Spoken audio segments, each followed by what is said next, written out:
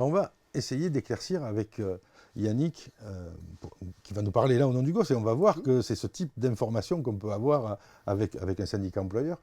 On va essayer d'éclaircir cette ambiguïté qu'il y a au niveau de ce qui est à payer ou pas à payer quand on utilise une plateforme qui nous est vendue par un fournisseur. Et que doit-on payer avec le budget de fonctionnement? Que doit-on payer avec le budget d'activité sociale et culturelle? Qu'a-t-on le droit de faire? Que n'aime pas l'URSSAF? Et comment on peut échapper à un redressement? Oui. Alors, effectivement, il y a deux choses à voir. C'est quel budget utiliser entre le budget du fonctionnement, donc l'AEP, et le budget des activités sociales, l'ASC. Euh, alors là, les textes sont assez clairs. Dès qu'on fait effectivement une activité sociale et culturelle, ça passe sur le budget des activités sociales et culturelles. Et lorsque le CE est dans son rôle de fonctionnement, communication incluse, on passe par le budget du fonctionnement. Là où il y a souvent l'amalgame, c'est qu'on pense que l'URSSAF se cale par rapport au budget. Non, l'URSSAF se cale par rapport aux activités. C'est-à-dire, est-ce que l'activité qui est faite est soumise à cotisation ou est-ce qu'elle ne l'est pas? C'est-à-dire, par quel budget c'est payé, ce n'est pas son problème. C'est juste pour savoir est-ce que ça doit être soumis à cotisation ou pas. Et c'est là où on peut avoir des problèmes par rapport à des plateformes Internet. Parce que je prends le cas de ce qu'on appelle la vie quotidienne ou les produits de la vie courante. Certaines plateformes proposent des réductions sur des téléviseurs, sur des frigos, sur des téléphones. Et là, effectivement, on est sur des réductions de la vie quotidienne. Ce n'est pas une prérogative du CE, du CSE. Le CSE, il est là pour faire des activités sociales et culturelles.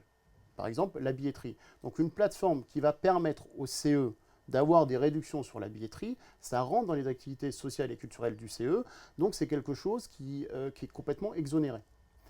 Par contre, dès qu'on a un outil qui permet d'avoir des réductions sur des produits de la vie courante, de la vie quotidienne, ce n'est plus une prérogative du CE, c'est pas que le CE n'a pas le droit, c'est que c'est considéré comme un avantage en nature, et donc ça doit être soumis à cotisation. Et l'ambiguïté, il y a un texte très clair concernant l'URSSAF, l'ambiguïté, c'est quand les plateformes ne distinguent pas l'accès à la partie sociale et culturelle et l'accès à la vie quotidienne, que lorsque cet accès n'est pas du tout séparé, l'intégralité de la plateforme, de l'accès à la plateforme, est soumise à cotisation sociale. Donc il faut, lorsqu'on se retourne vers un fournisseur d'accès à une plateforme, il faut que ce fournisseur-là distingue de bien les choses en disant, voilà, lorsque vous avez accès à une plateforme qui vous donne droit à de la billetterie, ça rentre dans les prérogatives, ce n'est pas soumis à cotisation. Par contre, le coût d'accès à des réductions sur de la vie courante, là, c'est soumis à cotisation. Alors, il y a un exemple qui me vient à l'esprit, c'est l'exemple d'Advango, par exemple, Mhm. où on rentre sur l'espace privilège, Oui. où là, on est bien en dehors des activités sociales et culturelles, on est sur les biens de grande consommation, sur les biens du quotidien. Alors, l'espace privilège intègre l'intégralité de ce que propose Elfrich. Donc, il y a effectivement une partie culturelle et une partie vie quotidienne. Mais bien séparés. Voilà, c'est là. C'est-à-dire que le CE a accès aux deux, mais de façon séparée. Donc il faut bien voir si effectivement, quand la vente de l'espace privilège ou la solution Advango se fait, si les choses sont bien séparées. Si elles sont bien séparées, il n'y a aucun souci, parce que le CE est au courant de ce qui rentre dans l'activité et n'est pas soumis à cotisation, et ce qui ne fait pas partie des prérogatives et qui doit être soumis à cotisation. Et donc on est vraiment là plus dans un rôle de conseil que de vendeur. Et c'est ce que fait effectivement la société Elfrich en expliquant bien les choses et en disant la vie quotidienne, il n'y a pas de souci, vous pouvez y avoir accès, mais ça a un coût spécifique et vous devez le soumettre à cotisation sociale.